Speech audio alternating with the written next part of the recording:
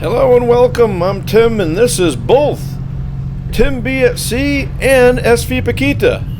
Yeah, that's right. We've got one video and two channels. Actually, as you know, by the time you guys see this, I will have dipped my foot into retirement, maybe sabbatical, gone away for a while. Cristalita and I are sailing, hopefully off to the Mediterranean and all kinds of good stuff. But anyway, I have some stuff that both of you will want to see, and talking about anchoring and some other stuff too. But first, we got to round up on this barge.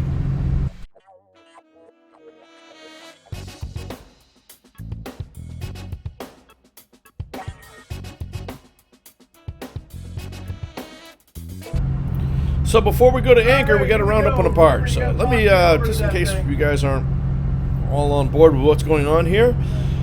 When I'm not sailing, I have been working as a merchant mariner for most of my career, and I am, in this particular video, I'm the captain of a ocean-going tugboat, and we have been moving fuel for the Navy, for the jet fuel for the Navy all around the U.S., and in this case we are, I think we're going up to Norfolk, Virginia here, and when we tow on the wire, and that allows us to go in heavy seas. Then when we get to where we need to be, we round up on the barge and grab a hold of it, and that's exactly what we're doing right now. So right now, the whole idea is that I slow the barge down, get it going in the direction that we want to go in. In this particular case, and we're going to talk about this in anchoring, I didn't just do this. I did this so that when we get to where we're going, the bow of the barge, we anchor with the anchor on the barge, because obviously the barge is huge and the tugboat is small. So we flop on it. We do what we call going heads and tails. And so now what I'm doing here is I need to go, the inertia of the light barge will keep it moving towards the anchorage. I'm in one anchorage and I'm headed for another one. We're actually going to what we call Juliet. Another 10, 15 feet or so, but we're still 25 wide. And I can't see all the way up to where the guys are in the bow, because obviously the bow kind of comes in at an angle, so I can't see around that angle. So what happens is I get to where I think I need to be, and then the guys will call me in on the radio. They'll say, okay, you got to come ahead so many feet, or you got to go drop back, or you got to just come over. And so this whole time I'm slowing everything down. Before I've done all this, I've made a security call, and I've got everything. I've made all the traffic in the area aware of what we're doing, because at this point right now, until we get the headline up, we don't have a whole lot of control of things. I still have the wire attached, so I could put it back on the wire, but I'm not really in a good position to do anything. So now we're coming alongside, and once I get that bow in there, I'm going to get it in without thumping the barge. Fortunately, I've been doing this for a few years, almost 30 years, not quite 30 years. Anyway, when I started out, all right, just stand by a second. Let me see how it works. It's very common to come around and smack the side of the barge, and that's something that we don't really like doing. And so hopefully, well, in this case, we took my time. We had plenty of room. Bringing it nice and gently over here. So anyway, while this whole thing is taking place, I wanted to talk to you about anchoring. And I have had Paquita, my sailboat, in Lake Sylvia. I actually rent a dock on the canal, on a canal up the New River in front of somebody's house. And you're not allowed to spend the night on the boat there, because they don't want people like Airbnb boats in the canal and that sort of stuff. So I go up there and I get the boat and I have to run it out of the canal and down the New River and over to Lake Sylvia. And Lake Sylvia sounds like it's a freshwater lake. It looks like a lake, but it's all salt water. It's very tidal. Anyway, it's an anchorage there, and it can get loaded with all kinds of people. And I have been amazed at the things that I've seen, things in Lake Sylvia I've never seen in my career anywhere, as far as I want to say people's anchoring skills, but more accurately, it's really their lack of skills. And I'm not really doing this to I was thinking that I would start videotaping people attempting to anchor. That was something that I saw many times while I was anchored there, and I'm amazed. I'm really amazed, and I don't know. And look, the reason why I'm not showing the videos of people doing crazy things is because look, you know, it's great that everyone should be able to boat, and everyone should do that. I'm just amazed that some people will drop hundreds and hundreds of thousands of dollars on a boat, and just because it's a big boat, they think that by the ability to buy a big boat, they come with a big amount of nautical knowledge. I will see people do all kinds of things, and we'll talk about those things, but I'm not going to show them just because, you know, maybe I'll show you on paper what's going on. But anyway, in this particular case, I will go, you know what, while they're doing here, what's going on now is that the tankerman has gone up those holes right there. We call those the pitching holes, and that's the ladder. He's gone up there, and so right now we have the wire acting as a stern line, which isn't ideal, but it's okay.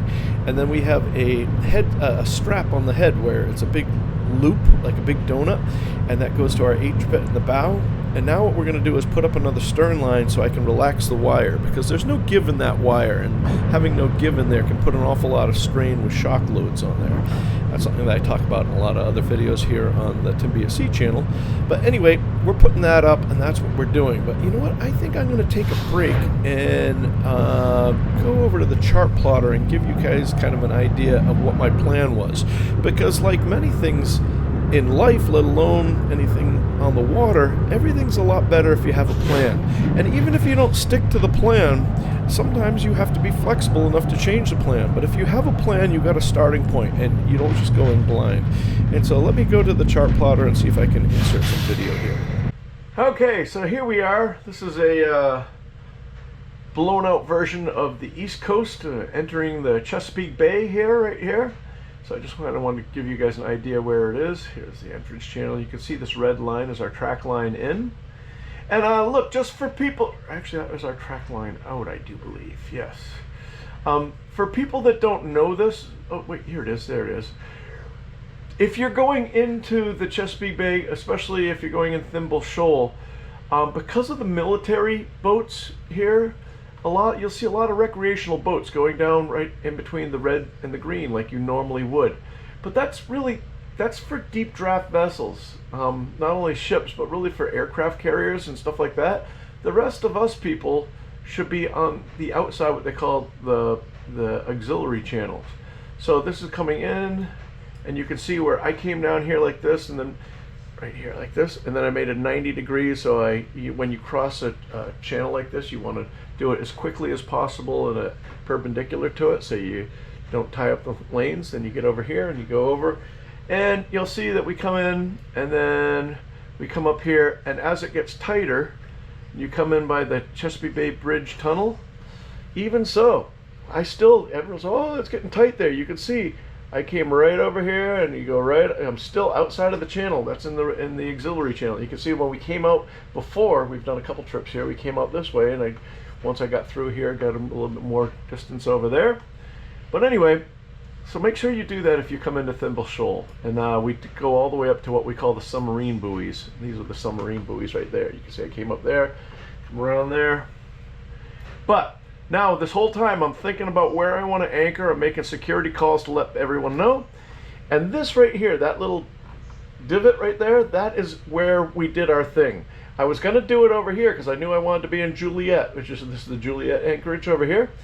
But there was some traffic at the time, so I said, you know what, to hold up for the traffic and the wind, the conditions were right, I'd round up right here and we'd go across this way. I knew that the wind and the tide are going to make everything go. You see this other boat right here? That boat was pointing that way, exactly the same way. So by looking at other boats in the anchorage and understanding the wind and the tide, I knew how I was going to end up. So my plan was, if I rounded up on the barge and drove up to the barge, then I'd have to get up here and spin around, because remember, I'm heads and tails with the barge, so the barge is backwards.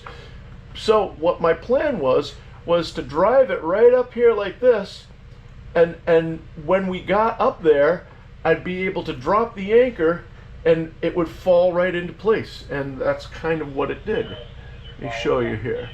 So if I zoom in here, you can see I drove right up here, we dropped the anchor, let it fall back, and we've been here ever since. And even through some tide changes and all that, there's enough current that comes out of the river here, the James River, that holds us in position. Wind hasn't been blowing that much. So this is where we are right now, you can see. And anyway, that's how I did that. So let me, what my thinking was. I knew where I wanted to go. I knew how everyone was laying. I was going to drive up there, drop the anchor, fall back, and everything would work out well. And it did. And we're here, and that's all part of a good plan. So, and I'm the first one to say, the best part about a plan is having a plan B or C, D, and F sometimes you need. But if you have it in your mind, that's good. And I bring this up because I think one of the things that I see in Lake Sylvia all the time, when I was there for 3 weeks, I saw this constantly, where a big boat, I mean, we're talking $300,000 or $400,000 boat, comes up, they get right to where they want to be, and they drop the anchor. Unfortunately, that's never going to work, because if you drop the anchor straight down, that's not where you're going to stay. That would be like a mooring at that point, but an anchor is going to need a little bit of scope out, and we're going to talk about that in a second. But the boat would, when it falls back, it pays out the anchor, now he's not where he wants to be anymore. So then they'd heave up the anchor, go right back to the same spot they want to be, and they drop it again. They do that 2 or 3 times, and then they'd heave up, and then they're getting frustrated, and everyone's getting angry. So they say, well, it must be bad holding. So then they move to another part of the anchorage and do the same process over again. So part of your plan should be, how am I going to lay after I drop the anchor? And you can determine that by wind and current. But you also, especially if you're a sailboat, well, it doesn't matter. Even if you're a power boat, you should look at the boats around you. Most people that have been out here on the water will know by the looks of a boat whether it's going to be a boat that's more like a production boat that might have a fin keel, or it's the old style boat that might have a full keel. That's going to be really important, especially in a place like Lake Sylvia, where full keel boats are going to react a lot more to the current than they will the wind, as opposed to power boats and fin keel boats will usually react more to the wind than they will to the current. And that's just because of how they're designed, how the boat is designed. And so what that means is, if you have a full keel boat, anchor right by me. I'm a full keel boat too. The odds of us coming together are very, very minimal. Even though we're both in the same anchor circle, we'll move together as one. But if you have a full keel boat next to a boat that's not a full keel boat, maybe it's a power boat that only draws 3 feet or whatever, he's going to blow around, and while I'm going to be pointed into the tide, if a little bit of wind goes the other way, he's going to come over and slam right into me. So just keep that in mind too. So it's not just where you're going to be. Part of your plan shouldn't only just be where you're going to be and where you're going to end up, but it's also who are your neighbors around you. All right, so look, let's get back to the other video, and so you can see me actually anchoring this thing. Okay, so we've all set. We're moving into position to where we need to be. As you can see, I've changed how we've changed cameras here, so you can see the stern of the tug and the bow of the barge, because we are, once again, when we're flopped like this, we call this heads and tails. So we're actually running the barge backwards. And in this particular day, with the wind and the tide, that's going to be good, because the wind and the tide are coming from the stern of the tugboat, which would be the bow of the barge. Anyway, so I'm bleeding off speed right now. And if you're doing this with your powerboat or sailboat, you would be doing the same thing. You just wouldn't have a barge alongside. You'd be getting into the position that you'd want to be. The only difference is that in this scenario, I'm anchoring with the barge. So because of that, if I were doing this, if I were in my sailboat, or if you're in your powerboat, you'd want to be going against the wind and the tide. You're going to be going 180 degrees from the forces that are out there. So in this case, the barge is going, as it's going from left to right, the wind is also going from left to right, but when we drop the anchor, it'll set right in position. So we get it down, we get to about where we want to be, and this is a crucial mistake that I also happen to see people do in Lake Sylvia all the time. And that's that they come flying up to the right position, they get right there, drop it, drop the anchor. They're yelling and hollering and screaming at their wives and all this sort of stuff. Anyway, look, whether you want to yell and scream at each other, that's your business, it's not mine. But as far as anchoring goes, you need to stop your forward momentum. It doesn't matter if you have lateral or sternway on, but you can't have forward. I mean, you don't want lateral movement, but I'm going to talk about that in a second. What you need to do, as you can see the quick water behind me there is stopped. So I got the boat stopped, and if you're not sure whether you're stopped or not, what I do on the tugboat is I just look at the GPS thing. When I get that GPS down to 0, then I wait and I actually get it going a little bit astern. And you might want to do that as well. So I've calculated where I'm going to drop the anchor and where we're going to be when we continue. Now, I'm saying that I would be going astern.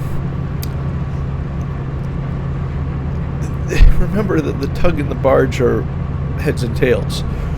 So you want to get up, if you're doing it in your regular boat, you would drive up to the position, you get your headway to 0, and then you'd start backing. And the reason why you want to do that is that you want the anchor to pay out towards the wind or the tide, whichever way. And you can do that you can figure it out by how your neighbors are laying. They'll give you a good indication of how you're going to lay. Anyway, once you do that, I usually like to have almost a knot of sternway. And whether I'm on a tug barge or whether I'm on my own personal boat.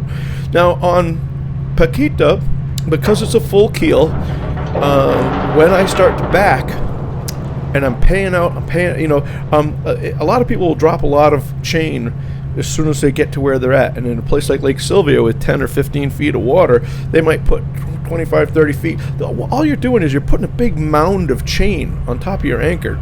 And so if you could literally foul your anchor on your own chain. So that's why we like to have a little bit of sternway. We also like to have a little bit of sternway because it will put the flukes in the right way. The anchor will stick in on the right direction. So now, in my case, I'm getting in position. I've given it a blast just to help it pay out. Gordon, the tanker man, is letting the windlass out, and this is just a bigger version of what you would do in your powerboat. There's really nothing different here. So you keep paying it out, and you get to how much you want. Now, let's talk about, while Gordon's doing all this and making all that fast, let's talk about a couple of different schools of thought with how much scope you put up. And especially in a place like Lake Sylvia, look, if you're the only person in an anchorage and you've got miles of real estate all around you, you do whatever you want. It was funny. I was just watching a video the other day, and some kids were anchoring, and they say, "Oh, look, we're in 10 feet of water, but we put 120 feet of chain out because there's nobody here, and why not?" Well, they went to go haul up their anchor, and the anchor got caught on a piece of rebar that was sticking. Not the anchor, the chain did, because they had so much chain. So that's one reason why you don't want to put out an excessive amount of chain. I mean, like if you're in places that have coral or bommies, you can get it stuck on there as well. You also do more damage to the seabed as well. But as far as whether you put stuff out, you really have to look at your surroundings. If you're in a protected place like Lake Sylvia, you have so many people that are around you. My school of thought is that I have more risk of hitting somebody else in the anchorage than I do of going aground. You know what I mean? My anchor will probably reset before any of that happens. A lot of people say, "Oh, you need to have 5-to-1 or 7-to-1 or 10-to-1 scope out." And all those are for different conditions and different stuff, and all that's fine. I'm assuming that we all have boats that have a chain rode, that it's not a rope. And if you just have a piece of nylon going to an anchor, you're probably not going to hold very well at all. If you're in a situation like that, you might want to put about 20 or 30 or maybe even 50 foot of chain on there, and that just holds the tongue down of the anchor. So you're really using that chain as weight. But anyway, I found, this is not my idea, and this is not something that we do in the commercial world, but it's something that I've started doing after doing some research. a number of years ago, and I've really started to like this, and they call it double plus 50. So it's, if you have a chain road, you double your depth and you add 50 feet. And the idea is that if you're in really shallow or really deep water, if you're in 100 feet of water and you want to do 5 to 1, you'd have to put out 500 feet of there's so much chain there, your anchor's never going to dig in. It's just going to be sitting on the weight of the chain. So that's why you wouldn't do that. So anyway, if you're like in Lake Sylvia, if I'm in, say, 12 feet of water, I would double the depth. That would be like 24, we call it 25 feet of water, and then I'd add 50 feet on top of that. That would be ideal. And so I'd put out 75 feet, and that would be great. Now, in a place like Lake Sylvia, I mean, I would do that anywhere. Double the depth plus 50 with my Rockna anchor has been working for me all over. Like I say, in the last 4 years, we've put almost 12,000, almost 13,000 miles under the keel already. And that works very well for me. And it also doesn't put too much out, which is the thing that I'm trying to avoid. But in a place like Lake Sylvia, I can't do that because people are too close. So I think in Lake Sylvia, when I had I think 12 feet of water, I think I ended up putting out about 45 feet of chain, which was just under. I just was seeing the right on deck. I was seeing my 50-foot marker, which some people would say is not enough, but the holding in Lake Sylvia is phenomenal. So the idea is that I'm more concerned about swinging over and hitting somebody else or having somebody hit me than I am about us dragging. I always sleep with an anchor and an alarm anyway. So as I drop the anchor on my sailboat and I start backing, inevitably, because all of the keel and the weight is in the back of the boat, the bow is going to fall off one way or the other. And I don't care. That same thing happens on the tugboats. I let it fall off. Go ahead, let it fall off. I'm doing a knot backwards and probably a knot or maybe even a knot and a half sideways. Then when it comes in, that anchor comes tight, it snaps you right along. You don't, a lot of people say, oh, you got to back down at 1800 RPM. If you're coming back at a knot and I got a 30,000 pound boat, that anchor is stuck and you are good to go and you look like a champ. I hope that really helps. You guys, thank you so much for watching. I really appreciate it. And I'm hoping that the people both channels get something out of this. If you are not a subscriber to SV Paquita, do your old buddy Tim a favor. Come over to that one. We're going to be putting up a lot more content over there now that I'm retired or taking a sabbatical, whatever I'm doing. So anyway, thank you so much. Take care. Be safe. And as always, I'll see you on the one. That's how you do it.